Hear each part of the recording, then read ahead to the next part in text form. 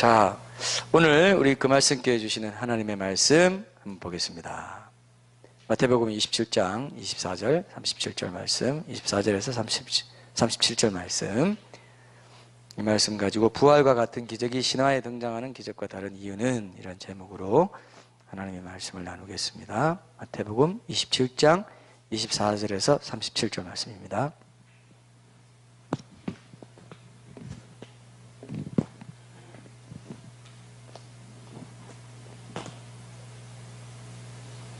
제가 읽겠습니다. 빌라도가 아무 성과도 없이 도리어 밀란이 나려는 것을 보고 물을 가져다가 무리 앞에서 손을 씻으며 이르되, 이 사람의 피에 대하여 나는 무죄하니 너희가 당하라. 백성이 다 대답하여 이르되, 그 피를 우리와 우리 자손에게 돌릴지어다 하거늘. 이에 바라바는 그들에게 놓아주고 예수는 채찍질하고 십자가에 못 박히게 넘겨주니라. 이에 총독의 군병들이 예수를 데리고 관정 안으로 들어가서 온 군대를 그에게로 모으고 그의 옷을 벗기고 홍포를 입히며 가시관을 엮어 그 머리에 씌우고 갈대를 그 오른손에 들리고 그 앞에서 무릎을 꿇고 희롱하여 이르되, 유대인의 왕이여 평안할지어다 하며 그에게 침뱉고 갈대를 빼앗아 그의 머리를 치더라. 희롱을 다한 후 홍포를 벗기고 도로 그의 옷을 입혀 십자가에 못 박으려고 끌고 나가니라. 나가다가 시몬이란 구레네 사람을 만나매 그에게 예수의 십자가를 억지로 지워 가게 하였더라. 골고다, 즉 해골의 곳이라는 곳에 이르러 썰게 탄 포도주를 예수께 주어 마시게 하려 하였더니 예수께서 맛보시고 마시고자 하지 아니하시더라. 그들이 예수를 못 박은 후에, 십자가에 못 박은 후에 그 옷을 제비 뽑아 나누고 거기 앉아 지키더라. 아멘. 자, 지난 주일에 우리는 예수님이, 이제 오늘 본문에 나오는 대로 예수님이 십자가상에서 분명히 못 박히셨고 십자가 처형의 그 객관적인 참혹성으로 볼 때 예수님은 거기서 분명하게 죽으셨다 하는 데한 그 확실한 의학적 증거들 가운데 이제 일부를 살펴보았습니다. 그리고 다음 주에 계속해서 우리가 그 예수님의 죽으심에 대한 의학적 증거들과 함께 이 세상 사람들이 그 부활이 부당하다 하면서 여러 다른 이유로 이제 지적하는 문제들에 대해서 살펴보면서 우리 부활 신앙도 이제 보게 될 텐데요.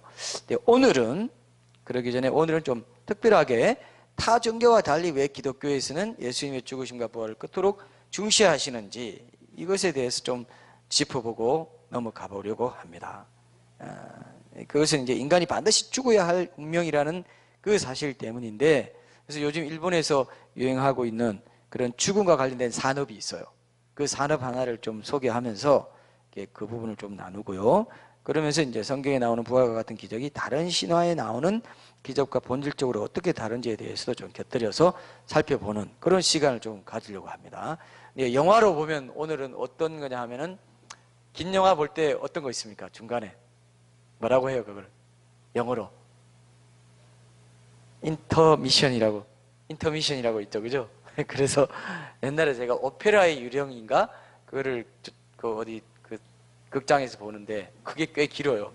중간에 인터미션하고 깜짝 보고 있는데 중간에 딱 막이 내리면서, 막이 내린 정도는 아니고요, 우리가 연결되어 있지만 좀 그런 부분을 좀 보려고 합니다. 이렇게 하는 데는 또 오늘 우리가 예배 후에 이제 빨리 누군가의 집으로 이동해서, 누군가의 집인 거는 가보시면 아는데요, 특별한 공동체 식사와 교제를 나눠야 되기 때문에 설교를 그나마 조금 더 빨리 끝내기 위한 그런 의도도 있고요.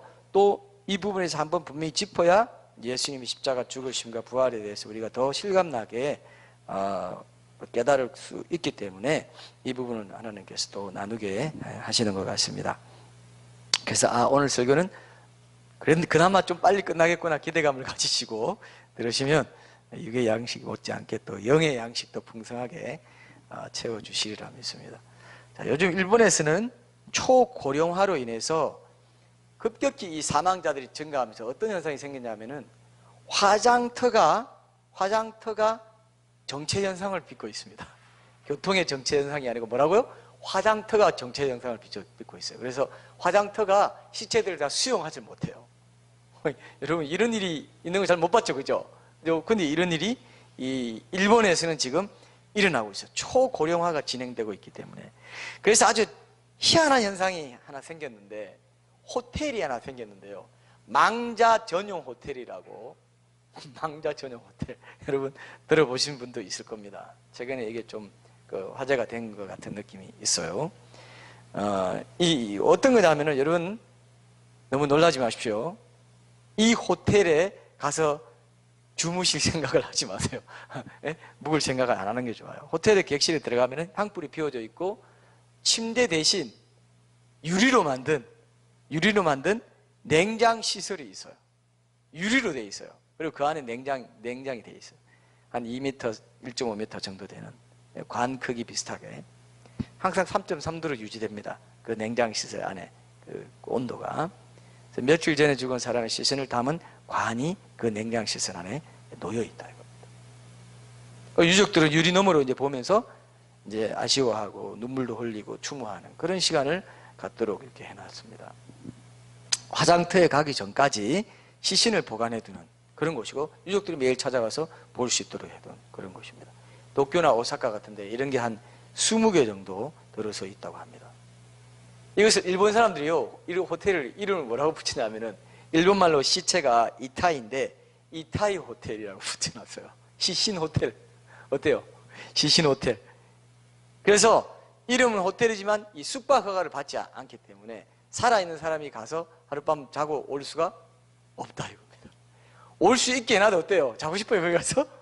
다 불 끄고 자는데 혼자 다 시체들이 누워있고 자기만 살아서 곰지락거리고 그 침대에 누워있다고 생각해봐요. 그죠? 가볼만 하겠어요? 한번 관광 삼아는 한번 가볼 필요는 있을지 몰라요. 근데 추모하는 곳인데 그렇게 또 구경하러 갈 수도 없는 것이고, 그래서 무서워서 뭐 하룻밤이라도 잘 수 없는 그런 곳이다. 근데 저는 이런 느낌이 들어요. 그 호텔에 가서 자면은 죽음이 굉장히 생생할 것 같은 느낌이 있습니다. 그죠? 죽음. 야, 여기 죽음. 나도 이렇게 죽구나 하는 것을 생생하게 느낄 수 있는 곳일 것 같다 하는 생각은 이제 들었습니다. 도쿄에서만도 이제 20년 전보다 사람들이 얼마나 빨리 죽냐 하면은 하루에 60명이 더 사망한대요. 옛날에 240명이 하루에 죽었는데 하루에 300명씩 막 죽어요. 굉장히 빠르죠. 고령화 사회니까.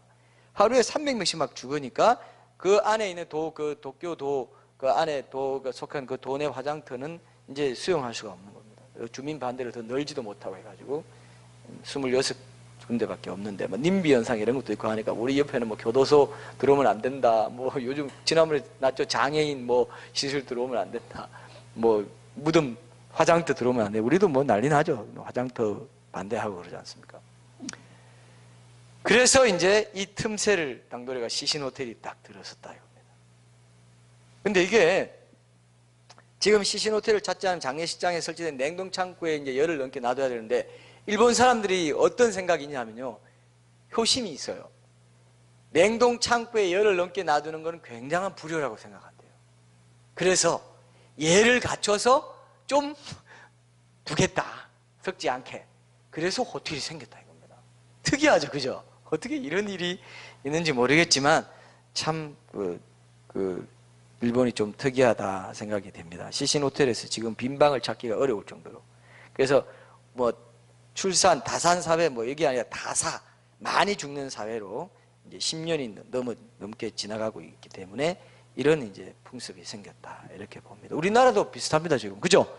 굉장히 초고령 사회로 가고 있고, 이제 우리가 옛날 같으면 50대 하면은 뭐 이제 준비해야 된다 이렇게 될 정도로 그런 분위기가 있었던 것이고 50대 되면 또 많이 죽기도 하고 그랬어요. 근데 지금은 뭐 100세 시대라고 하면서 보통 60, 70, 65세부터 노년이라고 하지만 그래도 뭐 70 이렇게 가는 분위기가 되니까 이제 초고령 사회로 이제 가는 것입니다. 그래서 이 기사를 쓰신 분이 이 말을 붙여놨어요. 죽음 산업이다 이렇게 붙여놨어요. 죽음 산업.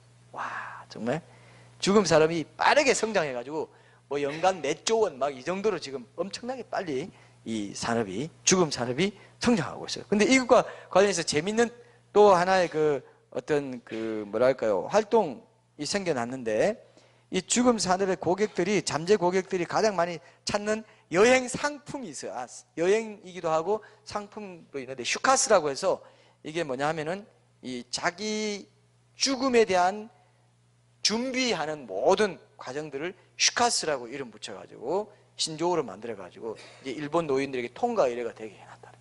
슈카스가 뭐냐면 60세 이상 노인들의 30% 정도가 이 슈카스를 경험했는데, 슈카스 박람회 같은 걸 만들어가지고 미리 이제 장례식이나 묘지 비용, 유산 분배, 이런 임종에 필요한 세밀한 정보를 얻어갈 수 있도록 해둔 것입니다. 사후에 가족과 친구들에게 전달할 그런 유언장도 이렇게 미리 써놓고, 엔딩 노트라고 해가지고 그것도 이제 장만하고, 입관 체험도, 관에 들어가 보는 체험도 미리 해보고, 또 슈카스 버스 투어도 있답니다. 묘지를, 자기가 묻힌 묘지를 미리 견학해요. 어때요? 여러분 그렇게 하고 싶어요? 좀 그렇게 하라 해도 안 하고 싶을 것 같은데, 일본 사람 정말 특이하다는 생각을 제가 했습니다. 그리고 바닷가에 유골을 뿌리는 산골, 골을 뿌린다는 거죠. 산골 체험도 해보고, 뭐 이건 실제로 그런 거, 내 이 유골이다, 뼈가루다 생각하고 산골 체험을 미리 한다는 거죠. 이야, 그럼 뭔가 상당히 새롭게 느껴지는 게 있나 봅니다. 그러고 난 뒤에 이제 온천을 즐기고 돌아오는 그런 프로그램인데, 한 1인당 1만엔, 우리나라 돈으로 한 10만 천 원 이 정도 되는 돈을 이제 들여서 하루 그렇게 보고 온다. 노인들은 이곳에서 이제 무덤 친구를 사귄답니다. 무덤 친구를. 그래서 하카토모라고 하는데, 묘우라고 합니다. 묘우. 왜? 묘지, 묘우. 묘우를 사귀다, 이웃으로 자주 만나면서 이제 뭐 장례와 사후에 대해서 얘기를 나누고, 각자 사망한 뒤에는 같은 곳에 같은 방식으로 모신다. 그래서 우리는 묘우야. 뭐 전우도 아니에요. 묘우. 예? 죽은 뒤에 전우면은 차라리 좀 뭐 살아있는 느낌을 받겠는데, 묘지 친구예요. 무덤 친구.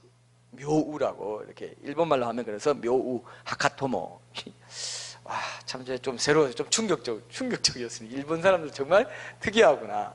근데 제가 이걸 보면서 정말 몇 가지 생각을 했습니다. 그래서 제가 여러분 그 묵상하면서 했던 것들을 여러분 좀 나누고 싶어서, 그러면서 이제 제가 좀 결론을 좀 맺어볼까 하는데요. 뭐 죽음에 대해서 이야기하는 걸 좋아하는 사람 별로 없는데, 일본에서는 그 자신의 죽음과 상당히 가까이 이렇게 친숙하게 지내려는 분위기가 있구나, 이런 이제 생각도 하게 됐지만, 이런 죽음 산업에 대한 기사를 보면서 제가 이제 이런 생각이 더 들었습니다. 자기 그 자신의 시신이 처리되는 문제까지도 아기자기하게 준비하고 이런 거 참 뭐 그래도 좋아 보이는 측면이 있지만, 죽음에 대해서까지도 이렇게 여유가 있구나, 이런 생각도 들었지만, 한편으로는 어때요? 이 땅에서 눈에 보이는 삶이, 예? 인생의 전부인 줄 알고 살아가는 것이 완전히 고착화됐구나. 내 몸이 죽으면 나는 끝이다. 그러니까 몸 죽는 거 잘 간수하고 잘 처리해야 되겠다. 이 생각이 너무 강하게 있다는 걸 제가 느꼈습니다. 여러분 그렇죠? 완전히 현세 중심적인 가치관입니다. 죽은 뒤에 내가 어떻게 될 것이다, 살아있을 것이다, 이게 여기에 대한 생각보다는, 그죠? 그랬으면 여러분, 이분들이 예전에 제가 한번 얘기했죠. 노후 대책도 세우지만 무슨 대책도 세웠을까요? 죽음 뒤에 뭔가 있을 거라고 생각했으면 사후 대책을 세웠을 거예요. 그죠? 노후 대책보다 사후 대책이 훨씬 영원한 건데, 근데 이분들은 노후 대책만 세우는 거예요. 노후. 사후 대책 아닙니다. 사후 대책 자기가 죽고 난 뒤에 무덤 처리한 건 사후 대책 아니에요. 그것도 사후 대책의 초입이죠. 진짜 사후 대책은 뭡니까? 그죠? 영원히 어떻게 될 건가? 이거를 이제 찾아야 되는데, 이분들은 노후 대책의 끝만 챙기는 거예요. 노후 대책의 끝만. 그래서 제가 이걸 보면서 정말 몸이 죽으면 모든 게 끝이라는 생각을 갖고 있구나. 이 몸이 다시 영혼과 결합해서 최후 심판의 날에 몸이랑 다시 결합해서 부활할 거라는 꿈에도 생각지 못한다는 걸 좀 강하게 느꼈어요. 여러분은 어때요? 그렇죠? 끝이니까 우리가 고이 잠드십시다. 고이 잠들 때 잘 잠들어야지. 이런 생각입니다. 세상이 완전히 현세 중심적인 그런 가치관이죠. 그죠? 그래서 죽음이라는 그 사건 자체의 과정을 잘 지내고 잘 치러내는 데만 관심이 있지, 이 정말 진정한 사후 대책에서는 전혀 관심이 없다, 이런 안타까운 마음이 들었습니다. 죽은 뒤에는 그야말로 영원히 쉬지 못하는 그런 불못이 기다리고 있는데도, 죽은 뒤에 그 지옥에 와 있는 걸 확인하면은 다시는 나갈 수 없는데도 불구하고, 돌이킬 기회가 없는데도 아무런 아쉬움이나 미련도 없이 이 땅에서의 이 황금 같은 하루하루의 시간을 그냥 낭비하면서 사는 모습이 바로 그냥 눈에 클로즈업 되는 것처럼 그렇게 전 느껴졌습니다. 이 황금 같은 하루하루를 묘지 친구 만나고, 묘 어디 볼까 보고, 그죠? 어떻게 내가 잘 써놓을까? 물론 가족과의 관계 속에서 그렇게 잘하는 것도 귀한 거라고 저는 생각합니다. 그런 걸 다 사후 대책도 돼 있다면 이것도 귀한 거지만, 그걸로 나는 끝이니까 그거라도 내가 잘 마무리하고 이 땅을 떠야지, 이런 생각을 하고 있다면은 얼마나 참 안타까운 일인가, 이런 생각이 들더라고요. 저는 참 그런 생각이 너무 절실하게 들었습니다. 그래서 좀 여러분과 나누고 싶었는데, 사후 대책에 대해서 전혀 관심이 없는 사람들, 그러니까 이런 사람들은 자신의 죽음 그 자체를 행사 차원에서 아름답게 마무리하는 것조차 그냥 오히려 낭만적으로 보려는 그런 착각이 들게 만드는구나, 이런 생각이 들었어요. 근데 여러분, 죽음은 절대로 자연이 아니죠, 그죠? 자연의 일종이 아니죠. 치명적인 죄라는 이 죽을병의 결과로 맞이하는 비정상적인, 누구도 원치 않는데 침입해오고 쳐들어오는 것 같은 그런 비정상이라고 이렇게 봐야 됩니다. 제가 이렇게 말해도요, 젊은 우리 청년들은 어떻게 느끼냐면은, 자신이 가까운 지인들, 가족이나 부모님이나 친구나 친척 중에 자기가 사랑했던 사람이 죽기 전에는, 돌아가시는 걸 보기 전에는 죽음을 실감 못해요. 저도 그랬거든요. 아버님 먼저 돌아가셨는데, 아버님 딱 돌아가실 때 그때 제가 굉장히 죽음에 대해서 더 깊이 묵상하게 되고 죽음에 대해서 생각이 깊어졌습니다. 어떻게 살아있던 사람이 죽어서 아예 형체도 볼 수 없냐, 이거예요. 그건 너무 제가 인정하기 싫었어요. 그걸 인정할 수가 없었습니다. 제 그때 그 감수성으로요. 그래서 그럴 거면 아직 실감이 안 할 거예요. 근데 그렇게 이제 죽음을 맞이하고 나면, 죽음은 이건 진짜, 이건 폭력이구나, 이건 자연이 아니구나, 그냥 자연의 일종으로 생각하고, 지금 일본 사람들은 그냥 잘 갔다가 죽고 나면 묘지에 잘 묻히는 게 내 마지막 소원입니다. 그 죽음을 당연시 한 채로 사는 거죠. 자, 그렇게 하는 모습은요, 영적으로는 생각해 봤어요. 영적으로 그렇게 하는 거는, 그거는 어떻게 되는 거냐면, 죽음에 대해서 이미 자진해서 철저히 패배를 인정하는 겁니다. 그죠? 철저히 자진해가지고, 나 빨리 사박하세요, 나 죽을 준비 다 돼 있습니다. 완전히 진짜 그건 자존심 상해야 될 일인데, 내가 살아있는 동안에 죽음, 왜 이게 죽는 건가? 사람들이 다 원치 않는데 왜 죽는가? 이렇게 해야 되는데, 완전히 패배를 그냥 자진해서 선언하고 그냥 항복 선언을 해버리고 기다리고, 손 들고 기다리고 있어요. 죽음만 빨리 오십시오. 이거보다 더 위태로운 게 없어요, 사실. 사망의 부활이든 생명의 부활이든 영원히 다시 살게 되지 않습니까? 일본 사람들뿐만 아니라 모든 세상 사람들이 사실 죽음 이후에 그런 영원히 다시 사는 게 기다리고 있는데, 거기에 대한 감각 자체가 작동되지 않습니다. 거기에 대한 감각 자체가 작동되지 않을 때 살아가는 것을 성경에서 뭐라고 했을까요? 여러분 알아맞혀요. 성경에서 이런 상태를 뭐라고 했어요? 혹시 들어보신 적이 있을 겁니다. 제가 언제 한 번은 얘기한 것 같은데, 성경에서 이 죽고 나서 사망의 부활이든 생명의 부활이든 다시 영원히 살게 된다는 데 대한 그 감각 자체가 작동되지 않은 상태로 살기만 하는 삶, 그래서 살아가기만 하는 거, 황금 같은 이 하루하루를 낭비하면서 죽기를 기다리면서 언젠가는 사람 죽으니까 하고 살아가는 거, 이걸 뭐라고 했어요? 성경에서 시편에 있어요. 13편에 있어요. 지금 찾아볼 건 없고요. 이것을 가르쳐서, 이 상태를 가르쳐서 시편에서는 사망의 잠이라고 했어요. 사망의 잠. 희한하죠? 죽음의 잠이라는 겁니다. 이미 죽었다 이거예요. 살아있지만은 그 사람 이미 죽었습니다. 그런 사람들이 우리 주위에요, 굉장히 많습니다. 굉장히 많아요. 살았지만 이미 죽었어요. 일락을 좋아하는 자는 살았으나 죽었다. 그건 마찬가지입니다. 낙을 좀 보려고, 이 땅에 낙 조금 보려고 하루하루 살아간다 이겁니다. 하루하루 시간 들이면서 살아간다. 저기 가서 조금 재미 보고, 저기 가서 저것도 그래, 그럼 가서 우리가 여기 재미 보자. 그거는 죽음에 대한 준비가 안 된 사람한테는 이미 죽은 거나 마찬가지, 살았지만 죽은 거나 마찬가지인 거죠. 그 사망의 잠을 자는 겁니다.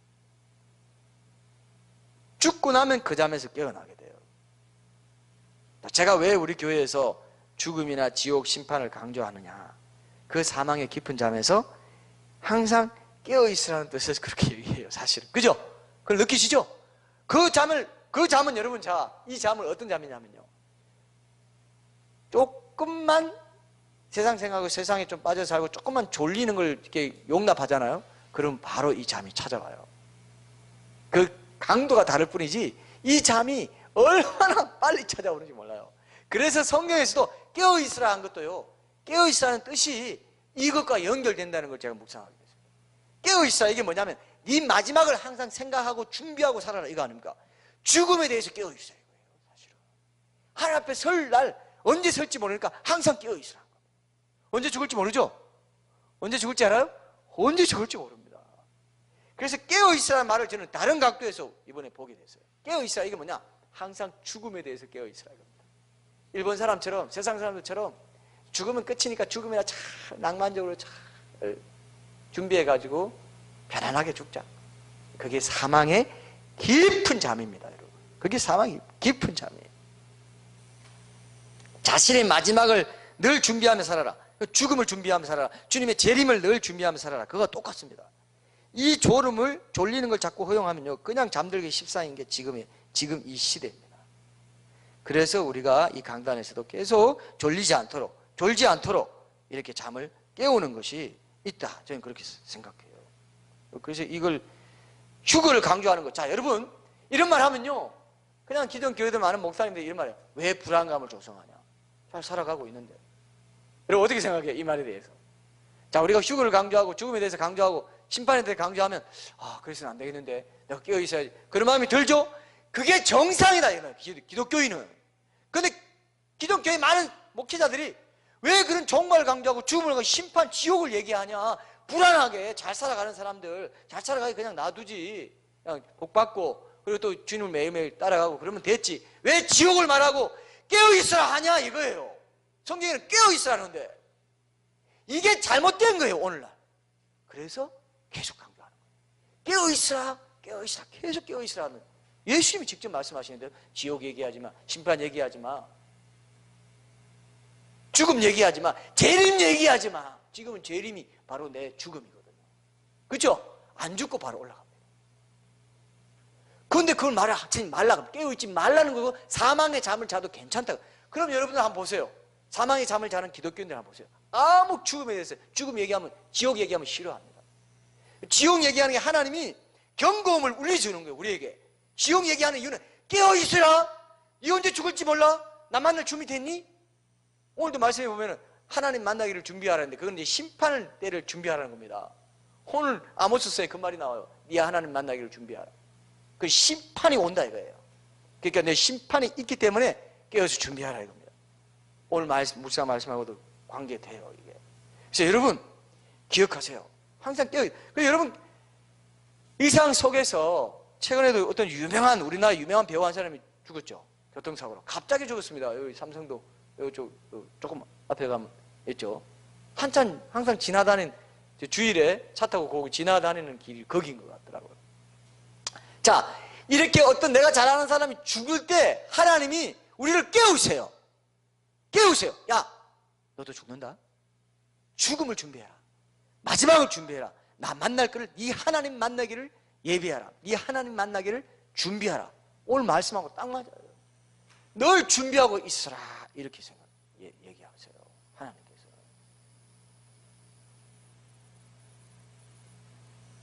그래서 깨어난 때가 언제입니까? 그게. 그 깨어난 때가 언제예요? 그게? 깨어난 때가 그런 사람 죽는 거. 그리고 우리가 지금 개인적인 종말의식 가지고 역사적인 종말의식 가지고. 그죠? 이게 깨어나는 겁니다. 이해되죠? 역사적인 종말의식은 뭡니까? 우리가 지금 마지막 때다. 징조를 보고 깨어나라.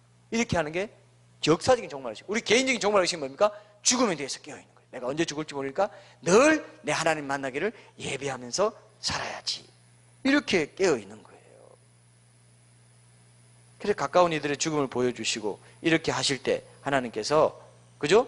깨어나게 됐을 때 회개하라. 회개하는 그 깨어나는 통로가 회개하는 겁니다. 내 안일한 삶의 자신의 삶을 돌아보고 회개하는 것. 이런 것들이 깨어나는 통로가 된다 생각해요. 그래서 이게 굉장히 중요해요. 사람은 다 죽기 때문에 깨어 있어야 된다. 이런 것들을 이번에 저는 강하게 그걸 느꼈습니다. 저도 상당히 좋아했던 배우 좋다고 생각했어요. 김주혁이죠, 그죠? 이름이. 저도 상당히 공조라는 영화를 봤었는데, 공조. 거기서 어떻게 악역을 이렇게 차분하게 잘할 수 있을까 했던 영화입니다. 혹시 못 보신 분들은 공조라는 영화 상당히 잘 만들었어요. 그 악역을 이렇게 정말 차분하면서도 야, 이 사람 진짜 악한 사람이구나 느끼게 만들어요. 그 연기 잘하는 거죠.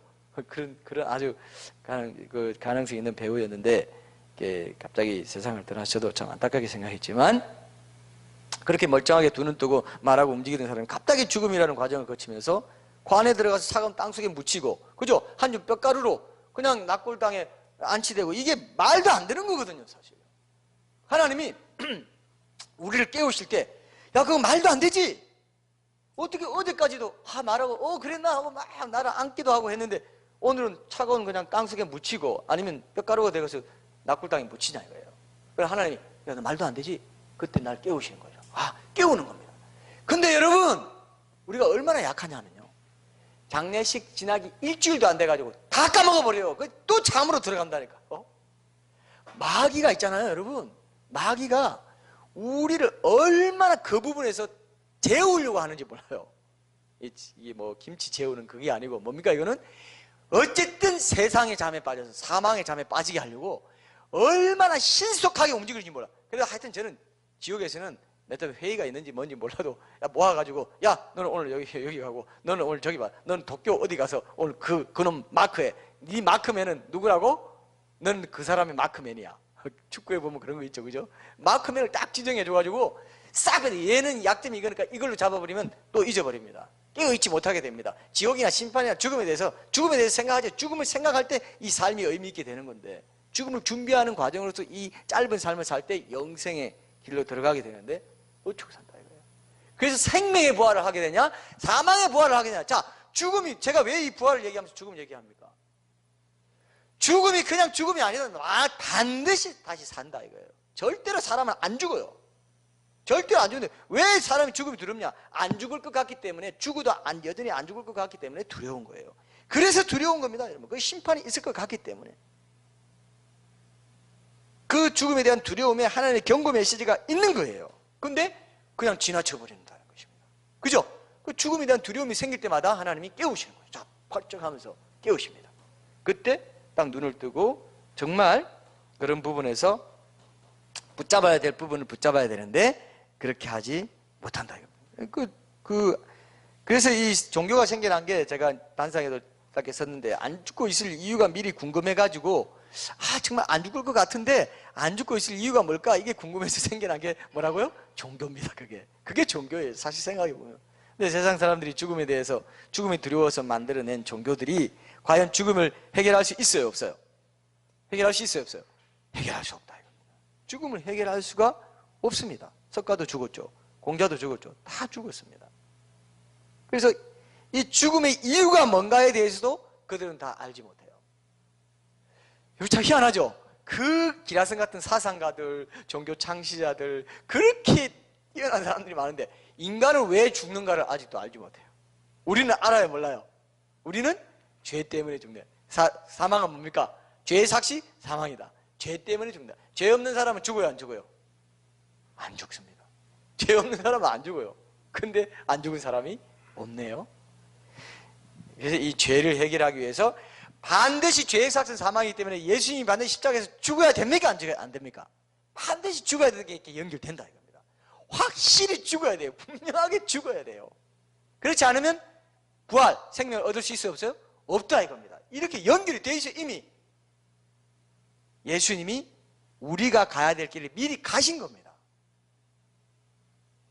우리가 옛사람이 죽어야 부활의 새 생명을 얻는다는 걸 예수님이 십자가에서 보여준 거예요. 그래서 자기를 부인하고 자기 십자가를 지고 나를 따라야 내게 합당하다 한 겁니다. 그래야 새 생명을 얻는다고 되어 있어요. 그래야 부활의 새 생명 가운데 살게 된다고 그랬어요. 예수님은, 그 예수님 얘기가 그대로 내 얘기예요. 예수님 얘기가. 여러분, 성경에 장자와 차자 원리 있는 거 아세요? 성경에 보면요, 항상 장자는 제껴요. 그 다음 차자예요. 차자를 통해서. 누가 있습니까? 생각나요? 누가 있어요? 야곱과 에서. 내가 큰 자가 작은 자를 섬기리라. 이거 엄청난 진리입니다. 성경에 계속 그게 나와요. 아담 다음에 누구예요? 예수. 그죠? 아담, 예수. 그 다음에 이스마엘이 먼저 났어요. 근데 육신의 자녀야. 이삭이 약속의 자녀. 계속됩니다. 이 얘기가 계속돼요. 옛사람, 새사람. 그러면 생명을 살리지 못해. 죄를 깨닫게 하는 거야. 육신에 속한 그런 율법 자체는 신성한 겁니다. 그러나 율법으로는 구원을 받지 못해. 복음으로 구원받는다. 은혜. 이렇게 되어 있어요. 성경이 그 원리로 이루어져 있습니다. 이건 장자와 차자의 원리라고 하는 겁니다. 그러니까 먼저 십자가에 죽고 그 다음 부활이라는 것도 또 마찬가지입니다. 옛사람이 죽고 새 생명의 부활 몸을 우리가 입고, 예수님이 그래서 이 세례가 그 장사 지는 거 되는 것이 똑같은 겁니다. 예수님 얘기가 내 얘기예요. 사실은 너무 신기한 거예요. 카인 장남인데 너 먼저 온 거 아니에요. 옛사람이에요. 아벨. 카인과 아벨. 그걸 더 찾아보세요. 이걸 놓고 공부해도요 성경 전체 역사가 열려요. 이스라엘 교회 뭐 이렇게까지도 볼 수도 있고요. 좀 더 확대하면은 성경 신학으로 보면 성경은 다 연결되어 있습니다. 놀랍습니다. 다 연결되어 있어요. 그죠? 그렇잖아요. 내 옛사람 이거 죽어야 돼요. 그래야 새 사람이 있지. 안 죽어. 신자가 됐다고 하면서 안 죽어요. 세례까지 받고도 안 죽어. 계속 살아있어요. 그러면 그 사람은 부활 새 생명 가운데 사는 생명이, 그래서 이번에 우리가 부활 신앙도 다시 점검해 보려는 것도 바로 이 부분입니다. 죽지 않고는 사는 게 없어요. No cross, no crown. No cross, no crown입니다. 멸류관, 십자가 없이는 멸류관도 없다는 것이에요. 옛 자아가 죽어야 새 생명을 얻는다는 것도 여기 있습니다. 근데 이 일반 종교들은 이런 걸 압니까? 실제적인 생명을 얻는다는 게 뭔지도 모르고 이론적인 가르침에 다 불과한 이런 사람들이 만든 그 가르침. 불교도 그죠? 악과 고통은 처음부터 영원히 되풀이 된다. 그 윤회의 사슬을 끊고 열반에 드는 것이 구원이다. 결국 불교의 구원은 뭐냐면은 이기적인 욕망이 일으키는 번민에서 벗어나는 것이다. 이건 인간의 가르침이에요. 이게 생명이 있습니까? 여기 죽음이 있습니까? 뭐가 있습니까? 죽으심과 부활이 있는 종교만이 사람을 옛 자아에서 그죠? 죽이고 살리는, 그건 모든 사람이 경험하는 거예요. 왜냐?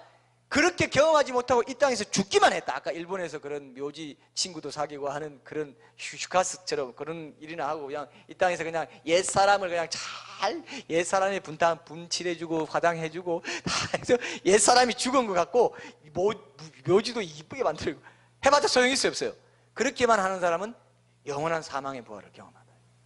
그리고 이 땅에서 이 옛자가 죽은 사람은 영원한 생명의 부활을 경험한다. 그게 기독교입니다. 기독교만이 그것을 제시했어요. 왜? 예수님의 죽으심과 부활이 있기 때문에. 그죠? 예수님, 어떤 창시자도요, 어떤 종교의 창시자들도 자기가 죽고 나서 부활할 거라고 말한 사람이 없고, 역사상 이건 드러난 사실입니다. 실제로 부활했다는 소문마저 난 사람은 아무도 없습니다. 어떤 종교의 창시자도. 예수님만 내 죽으면 사흘 안에, 사흘 만에 부활한다라고 얘기하셨어요. 그리고 실제로 부활하셨어요. 신기하죠, 그죠? 타 종교가 같아요, 달라요? 다른 신화나 종교, 어느 종교나 신화에도 이런 게 없다 이겁니다. 오히려 예수님 부활 이야기 듣고 신화가 만들어졌어요. 그래서 여기 이 신화를 따서 부활 얘기 나왔다 이런 식으로 얘기합니다. 힌두교도 인간의 가르침을 보입니다. 거기 뭐 죽음과 부활이죠. 악과 고난을 업의 법칙, 숙명으로 받아들여요. 그래서 브라만, 크샤트리아 같은 각 계급에 부과된 규칙과 이런 제의를 잘 준수하는 데서 구원의 길을 모색합니다. 이런 과정과 함께 결국 신과 인간이 하나임을 이제 모르는 무지에서 깨어나서 인간 편에서 신과의 합의를 추구하면 구원받는다. 이런 식으로 죽음도 없고 아무것도 없는 가운데 그냥 합의를 추구하면 된다. 이렇게 인간의 가르침입니다. 도를 말하는 그래서 요가라든지 공덕을 통해서 윤회의 사슬을 벗고, 이런 힌두교가 그런 거죠. 윤회로는 똑같죠. 불교는 고행과 참선에 따라서 해탈하면 된다. 그리고 이슬람교는 율법을 잘 지키는 선행으로 신의 인정을 받아야 된다. 악을 버리고 선을 향하는 인간의 공덕을 통해서 구원을 이루는, 이게 다 율법적인 선행사, 이 힌두교 뭐 이런 게 다 인본적이라는 데 공통적이에요. 인간 스스로 무거움을 준 채 자기 해방과 구원을 이루려 하는 거죠. 하나님이 직접 오셔서 죽으시고 부활할 새 생명을 우리에게 주시는 것만이 유일한 인간의 해결점이 되는데, 모든 타종교나 사상, 신화나 모든 것 다 포함하면요, 인간의 노력, 인간의 인본적인 어떤 그런 공통점을 가지고 있어요.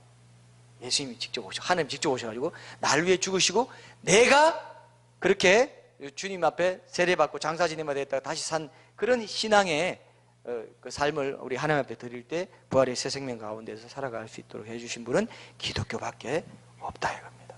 불교는 무신론이고 힌두교는 다신론, 이슬람교는 단일신론. 삼일체 하나님의 성자 하나님이 오셔서 내 육신을 오셔서 성육신 하셔서 죄와 죽음의 문제를 해결해 주신 그 종교도 여기 봐. 기독교의 기독교만이 죄의 뿌리와 결과를 통째로 제거해 준 종교다. 유일한. 다른 종교들은요, 다 그 창시자의 가르침만으로도 훌륭한 그 종교가 됩니다. 가르침이 돼요.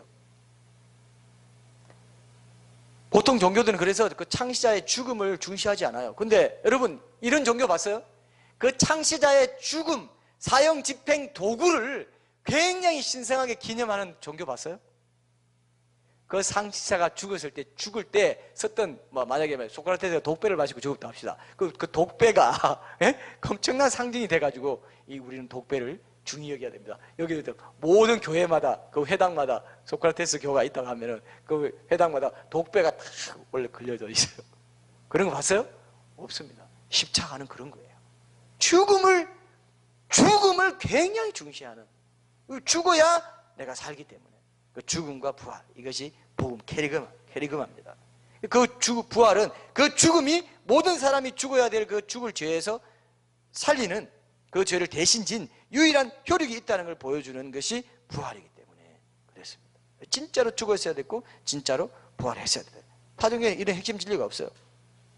그래서 자신이 죽은 후에 부활할 거라고 말하는 사람이 유일하게 예수님이고 실제로 부활하신 분이다.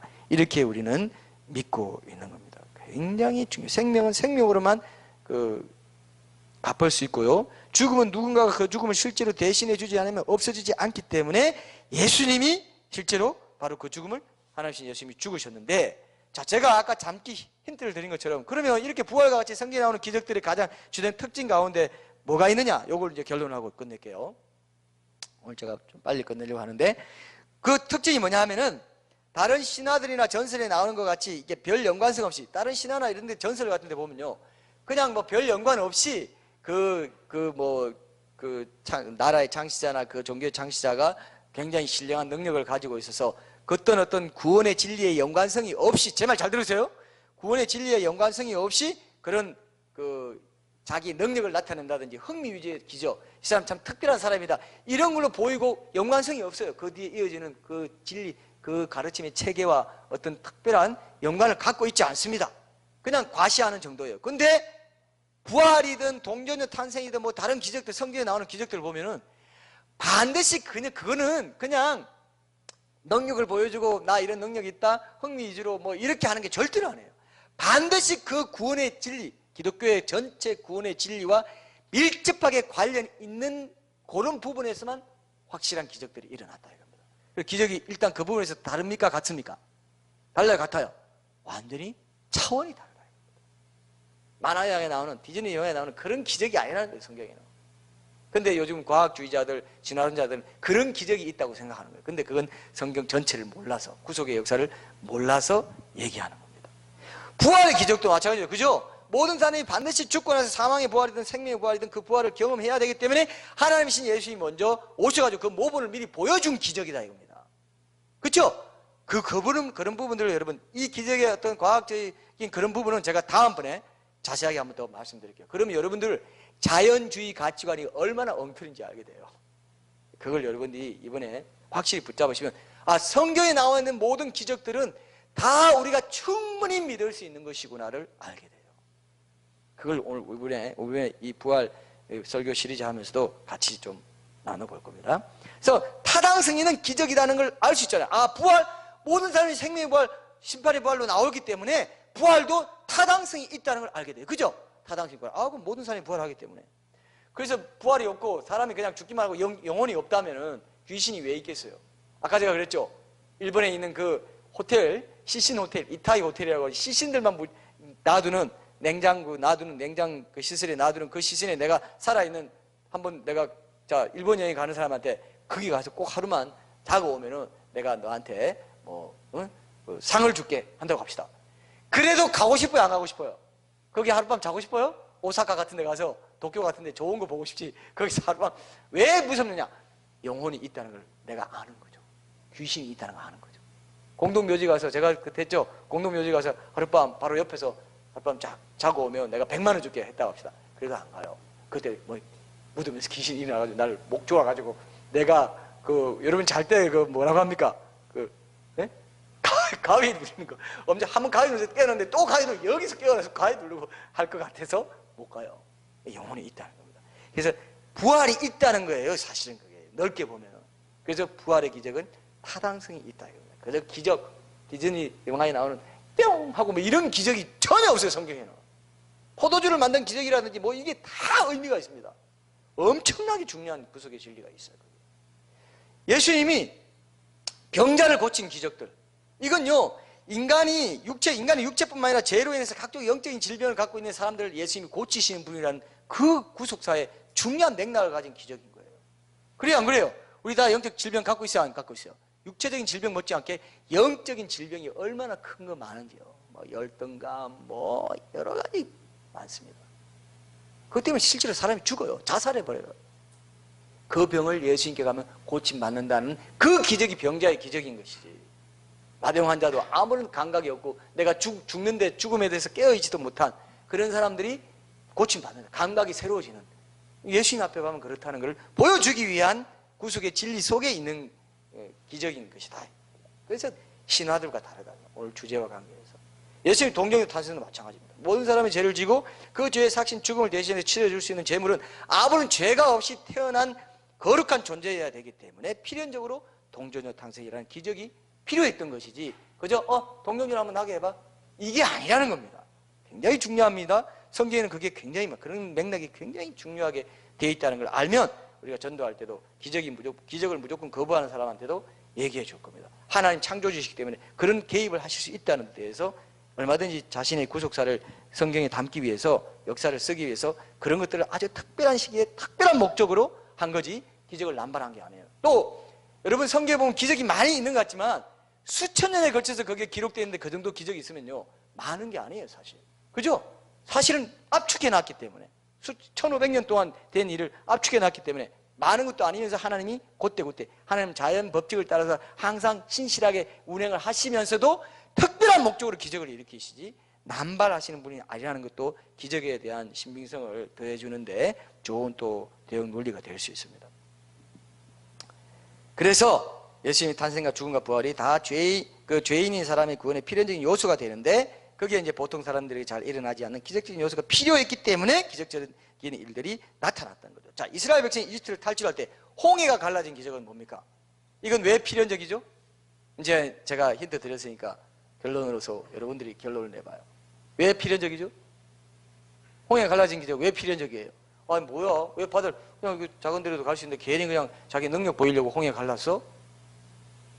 그렇게 말할 수 있죠? 그게 전혀 아니에요. 그게 뭐냐?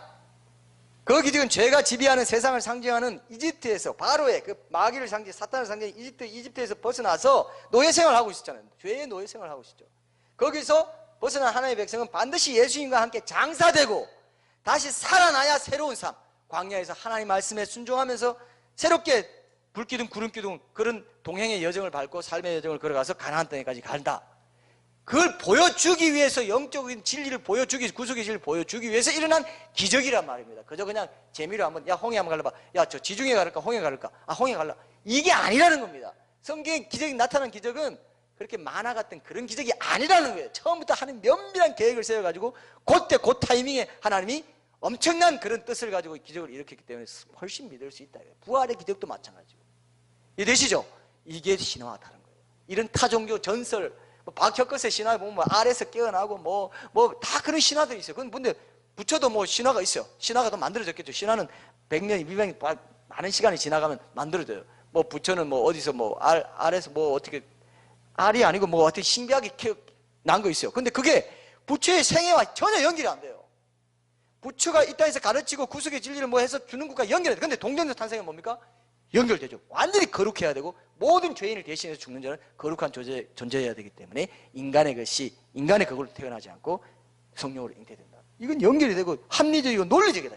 성경은 처음부터 끝까지 논리적이고 합리적이고 역사적인 정황 증거가 분명한 그런 기적들만 있지 그냥 재미로 올리는 게 없다. 이게 신화와 다른 겁니다. 굉장히 중요한 포인트, 이걸 꼭 잡으십시오.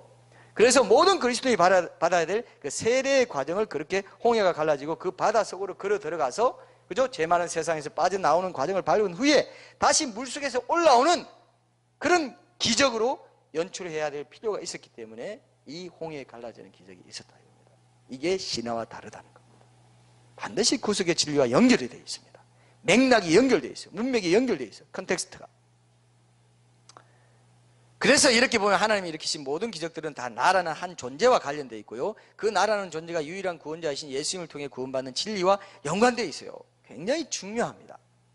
결국 예수님 얘기는 내 얘기입니다. 성경에 나오는 모든 인물들의 얘기는 내 얘기예요. 아벨의 얘기도 내 얘기고, 야곱의 얘기도 내 얘기고요. 타락한 사람 모세나 다윗의 얘기도 내 얘기고, 사울의 얘기도 내 얘기고. 그게 묵상이거든요. 나는 누구인가, 하나님 누구신가를 찾는 게, 내 문제는 뭔가 찾는 이유가 다 모든 말씀에 하나님이 계시고 내가 있기 때문에, 내 문제가 있고 내가 어떻게 살아야 될지, 하나님 닮기 위해서 어떻게 살아야 될지도 성경에 있기 때문에 묵상의 포인트는 그거라는 거죠. 그죠? 그래서 우리가 묵상을 그렇게 하는 게 이제 이로큐티다. 우리 교회는 이제 그렇게 가고 있는데, 자, 그래서 예수님이 부활하시기 전에 반드시 나를 포함한 모든 사람이 저를 줄 것이야 되는데, 만약 십자가에서, 우리가 지금 보고 있는 십자가에서 죽지 않았다면 이후에 합리적으로 논리적으로 일어나야 할 모든 구속의 진리가 아구가 안 맞아버려요. 그래요 안 그래요? 처음부터 아까 장자 찾아 원래 했죠. 옛사람 죽고 새사람, 가인 죽고 아벨, 그 다음 다 이렇게 돼 있대. 율법, 모세, 예수. 율법이 죽고 복음이 살아나고, 율법주의는 죽는 거, 율법의 행위는 죽지만 율법적인 그런 그리스도의 법 아래 새롭게 율법이 갱신되는 건 있죠. 물론 이제 그런 식으로 다 성경이 기록이 돼 있는데, 이 죽음이 없다, 십자가에서 확실히 안 죽었다, 그러면 성경 전체, 기독교 진리 전체를 망가뜨리는 거예요. 부활도 없어요. 죽지 않았는데 어떻게 부활을 하겠어요? 우리 내 얘기입니다. 예수님이 십자가에 죽으신 거, 부활한 게 다 내 얘기. 나는 십자가에 죽어야 돼요, 예수님처럼. 그 다음에 부활해야 돼요. 그죠? 하나님 성령의 능력으로 부활해야 됩니다. 하나님 아들 인정되셨다. 나도 하나님 아들 인정돼야 돼요. 어떻게 보면 그런 하나님 아들은 아니지만 나도 하나님 자녀가 그렇게 인정돼야 됩니다. 로마서 1장에 있는 것처럼 그런 것들이 있죠. 그러니까 그 사건의 진실성을 통해서만, 그죠? 예수님이 죽으시고 부활해, 그걸 통해서 연이어서 일어날 부활이 일어나고, 또 나의 부활과 모든 사람의 부활이 일어나는 식으로 그렇게 체계가 잡혀야 되는 거죠. 죽음이 없으면 연이어서 일어날 나의 부활과 모든 사람의 부활도 없습니다. 심판의 부활, 사망의 부활의 근거도 없어요. 죽어서 모든 사람의 죄를 용서했기 때문에 생명의 부활을 할 수 있는 근거가 생겼는데, 그 다음에 믿지 않는 자는 심판의 부활로 나오리라. 인자를 믿는 자, 하나님의 아들 믿는 자는 생명의 부활로 나오고, 하나님 아들 안 믿는 자, 믿는데 왜 생명의 부활이 되냐? 죽었기 때문에. 죄를 신지고 죽었기 때문에. 자, 부활의 원리에는, 부활의 기적에는, 또 십자가의 죽음에는 이런 엄청나게 연결되어 있는 그런 연관성 있는 구속의 진리가 있기 때문이라는 걸 여러분들이 꼭 기억하시고, 다음에 또 우리가 십자가 그런 그 죽으심의 확실함, 이런 것들을 보고 부활 신앙도 이번에 확실하게 체계를 잡을 수 있다고 저는 생각해요. 역사적인 사건이기 때문에 나도 역사적으로 죽고 역사적으로 부활해야 된다는 것을 분명히 이 땅에서 우리가 깨달아야 됩니다. 그래서 예수님이 죽으시면 나의 옛사람이 죽어야만 부활한 새 생명을 살아갈 수 있다는 걸 보여주시는 것이기도 하기 때문에, 신앙생활 측면에서는 아주 중요한 역사적 사건인 동시에 영적인 사건이다 이겁니다. 그죠? 그렇게 부활을 우리가 바라본다, 예수님이 죽으신가 부활을 바라본다면, 여러분도 실제로 그렇게 예수님의 죽으심과 부활을 따라서 나를 부인하고 자기 십자가를 지고 나를 따르는 자만 합당하다는 그 말씀이 얼마나 중요한 말씀이고, 지금 매일매일 나는 날마다 죽노라 했던 그 고백처럼 매일매일 내가 적용해야 될 말씀이라는 걸 알게 될 겁니다. 우리 찬양하고 기도하겠습니다.